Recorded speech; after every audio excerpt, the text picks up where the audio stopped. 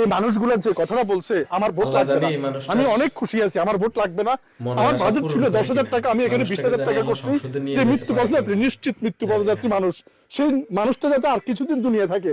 আমার জন্য দোয়া করবেন না, আমার পরাজয় হয়ে যাক আপত্তি নাই, কিন্তু এই মাটা যাতে আর কিছুদিন বাঁচি থাকে এই বাচ্চাগুলোর জন্য। ছোট বাচ্চা, সে জানেও না যে তার মায়ের কি হয়েছে।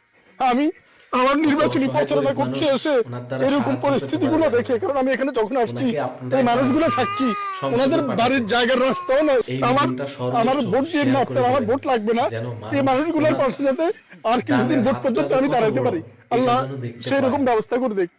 ভাই এখানে 20,000 টাকা আছে, আপনাদের কাছে আমি হাত জোড় করে মানুষের যেটা দেখছি কত বড় এটা নামাজ দোয়া করব, আমি একটা দোয়া করব যেন একটা ভোট দেয়, কারণ এরকম নেতাই আমরা চাই, এরকম মানুষে আমাদের সবার উপরে রাখো, সবার উপরে রাখো। খুব নিষ্পাপ বাচ্চা, আল্লাহ যদি আমাকে, আমি দুঃসাহস করি যে সংসদে আমি যেতে পারবো কিনা জানি না, এটা আমার জন্য একটা দুঃসাহস।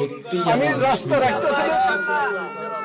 রাস্তার একটা ছেলে, তবে কথা দিয়ে যাচ্ছি আমি যদি নাও যেতে পারি, আমি সামনের ঈদগুলোতে এই পরিবারগুলোর পাশে থাকবো। আর যদি আল্লাহ পাক আমাকে সংসদ পর্যন্ত নিয়ে যায়, এই পুরো পরিবারের দায়িত্ব আমার, ইনশাআল্লাহ আল্লাহ কবুল করুন।